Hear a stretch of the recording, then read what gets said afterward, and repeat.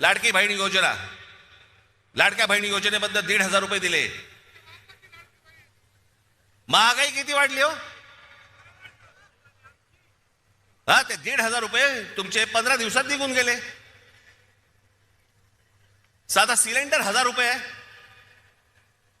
कुठे टिकणार आहे 1,500 रुपये? मला आपल्याला फक्त एवढंच सांगायचंय, पुढच्या ज्या पिढ्या असतील, आज तुमची मुलं असतील, आज अनेक या महाराष्ट्रामधले अनेक उमेदवार आहेत किंवा अनेक लोक आहेत, त्यांची मुलं काय विचार करतील? काय आमच्या भवितव्याकडे आमच्याकडे कोणी बघितलं नाही का? आमचा बाप विकला गेला,